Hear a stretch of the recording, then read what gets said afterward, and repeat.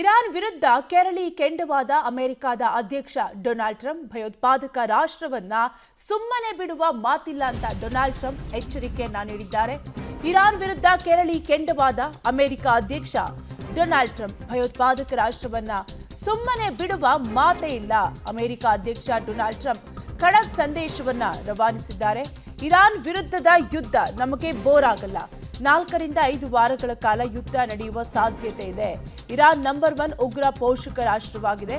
America ಅಧ್ಯಕ್ಷ Donald Trump ನೇರ ಎಚ್ಚರಿಕೆಯನ್ನ ನೀಡಿದ್ದಾರೆ. ಇರಾನ್ ಮೇಲೆ 4-5 ವಾರ ದಾಳಿ ಮುಂದುವರಿಯಲಿದೆ ಅಂತ ಟ್ರಂಪ್ ಘೋಷಣೆಯನ್ನ ಮಾಡಿದ್ದು, ಇರಾನ್ ಮೇಲೆ ಅಮೆರಿಕ ದಾಳಿ ನಡೆಸಲು ಕಾರಣವೇನೆಂಬುದರ ಬಗ್ಗೆ ಅಮೆರಿಕ ಅಧ್ಯಕ್ಷ ಡೊನಾಲ್ಡ್ ಟ್ರಂಪ್ ಮಾಹಿತಿಯನ್ನ ಕೂಡ ನೀಡಿದ್ದು, ಇರಾನ್ ವಿರುದ್ಧ ದಾಳಿ ನಡೆಸಲು 5 ವಾರಗಳಿಂದ ತಯಾರಿಯನ್ನ ನಡೆಸಲಾಗಿತ್ತು.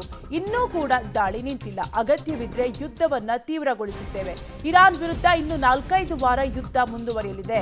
ಇರಾನ್ ವಿರುದ್ಧದ ಯುದ್ಧದಲ್ಲಿ ಅಮೆರಿಕ ಮೇಲುಗೈ ಸಾಧಿಸಿದೆ ಅಂತ ವಾಷಿಂಗ್ಟನ್ನಲ್ಲಿ ಅಮೆರಿಕ ಅಧ್ಯಕ್ಷ ಡೊನಾಲ್ಡ್ ಟ್ರಂಪ್ ಘೋಷಣೆ ಮಾಡಿದ್ದಾರೆ. ಇದೇ ವೇಳೆ ಅಮೆರಿಕ ಅಧ್ಯಕ್ಷ ಡೊನಾಲ್ಡ್ ಟ್ರಂಪ್ ಇರಾನ್ಗೆ ಬಲವಾದ ಎಚ್ಚರಿಕೆಯನ್ನು ಕೂಡ ನೀಡಿದ್ದು, ಇರಾನ್ ಮೇಲೆ ಮತ್ತೊಂದು ದೊಡ್ಡ ದಾಳಿ ನಡೆಯಲಿದೆ ಅಂತ ಹೇಳಿದ್ದಾರೆ. ನಾವು ಇದುವರೆಗೂ ಕೂಡ ದಾಳಿಯ ತೀವ್ರತೆಯನ್ನ ಹೆಚ್ಚಿಸಿಲ್ಲ. ಮುಂದಿನ ದಿನಗಳಲ್ಲಿ ದೊಡ್ಡ ದಾಳಿಯನ್ನ ನಡೆಸಲಾಗುವುದು ಅಂತ ಡೊನಾಲ್ಡ್ ಟ್ರಂಪ್ ನೇರ ಎಚ್ಚರಿಕೆಯನ್ನ ನೀಡಿದ್ದಾರೆ. ಇರಾನ್ ಇಸ್ರೇಲ್ ನಡುವೆ ತೀವ್ರಗೊಂಡಿದೆ ಯುದ್ಧ. ದಿನದಿಂದ ದಿನಕ್ಕೆ ಸಂಘರ್ಷ ಹೆಚ್ಚಾಗ್ತಾ ಇದೆ. ಇರಾನ್ ಇಸ್ರೇಲ್ ನಡುವೆ ದುಬೈನಿಂದ ತಾಯ್ನಾಡಿಗೆ ಬಂದ ಮತ್ತೊಂದು ವಿಮಾನ. ಕನ್ನಡಿಗರು ದುಬೈನಲ್ಲಿ ಸಿಲುಕಿದ್ರು. ಮುಂಜಾನೆ 3:20ಕ್ಕೆ ಬೆಂಗಳೂರಿಗೆ ಕನ್ನಡಿಗರು ವಾಪಸ್ಸಾಗಿದ್ದಾರೆ. ದುಬೈನಿಂದ 300ಕ್ಕೂ ಹೆಚ್ಚು ಕನ್ನಡಿಗರು ಬೆಂಗಳೂರಿಗೆ ವಾಪಸ್ಸಾಗಿದ್ದಾರೆ. ಯುದ್ಧ ಭೂಮಿಯ ಭೀಕರತೆಯ ಬಗ್ಗೆ ಮಾಹಿತಿಯನ್ನ ಬಿಚ್ಚಿಟ್ಟಿದ್ದು, ನಾವು ಪ್ರವಾಸಕ್ಕಂತ ದುಬೈಗೆ ಹೋಗಿದ್ವಿ. ಮಿಸೈಲ್ಗಳು ನಮ್ಮ ಕಣ್ಣ ಮುಂದೆಯೇ ಬೀಳುತ್ತಿದ್ವು ಅಂತ ಅಲ್ಲಿನ ಯುದ್ಧದ ಭೀಕರತೆಯ ಬಗ್ಗೆ ಕನ್ನಡಿಗರು ಮಾಹಿತಿಯನ್ನ ಹಂಚಿಕೊಂಡಿದ್ದು, ಭಯ ಆಗ್ತಿತ್ತು. ನಮ್ಮ ದೇಶಕ್ಕೆ ಹೋದ್ರೆ ಸಾಕಪ್ಪ ಅಂತ ಅನಿಸ್ತಿತ್ತು ಅನ್ನುವಂಥದ್ದು ವಿಚಾರವನ್ನ ಶೇರ್ ಮಾಡಿಕೊಂಡಿದ್ದು ದುಬೈನಿಂದ ಬಂದ ಕನ್ನಡಿಗ ಗೌತಮ್ ಹೇಳಿಕೆಯನ್ನ ನೀಡಿದ್ದಾರೆ. ಒಟ್ಟಾರೆಯಾಗಿ ಈಗಾಗಲೇ ಕನ್ನಡಿಗರು ಸೇಫ್ ಆಗಿ ಬೆಂಗಳೂರಿನ ಏರ್ಪೋರ್ಟ್ಗೆ ಬಂದು ಇಳಿದಿದ್ದು, ಅಲ್ಲಿನ ಪರಿಸ್ಥಿತಿ ಯಾವ ರೀತಿಯಾಗಿತ್ತು, ಡ್ರೋನ್ಗಳು ಯಾವ ರೀತಿಯಾಗಿ ಬರ್ತಿದ್ವು, ಯಾವ ರೀತಿಯಾಗಿ ದಾಳಿ ಮಾಡ್ತಿದ್ರು ಅನ್ನುವಂತಹ ವಿಚಾರವನ್ನ ದುಬೈನಿಂದ ಬಂದಂತಹ ಕನ್ನಡಿಗ ಗೌತಮ್ ಶೇರ್ ಮಾಡಿಕೊಂಡಿದ್ದಾರೆ.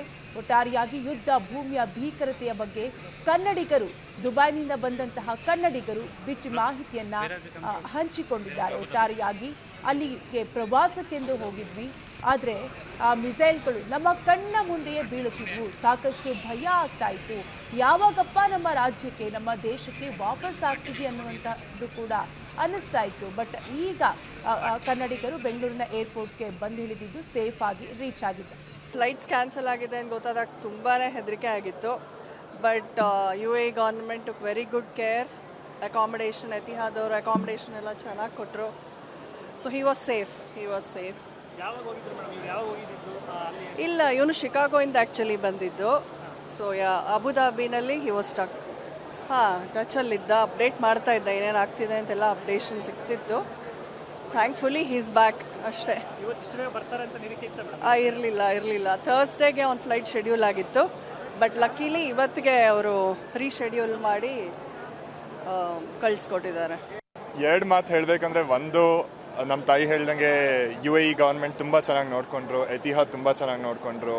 ಫ್ಲೈಟ್ ಡಿಸ್ರಪ್ಷನ್ಸ್ ಆದ ತಕ್ಷಣ very well organised, we were put into like really good hotel accommodation, food, shuttle to the airport, everything was very well taken care of.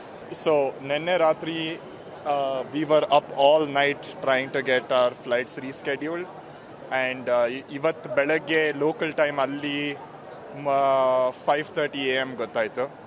So ಆವಾಗಿಂದ ಸಾಯಂಕಾಲ ಫ್ಲೈಟ್ ಇದೆ ಅಂತ ಗೊತ್ತಾಗಿದೆ. There are still many more people to come, but situation looks very optimistic.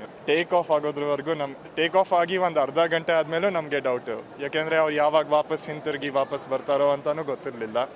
So not until the last minute ಗೊತ್ತಿರಲಿಲ್ಲ ನಿಜವಾಗ್ಲೂ ಏನಾಗುತ್ತೆ.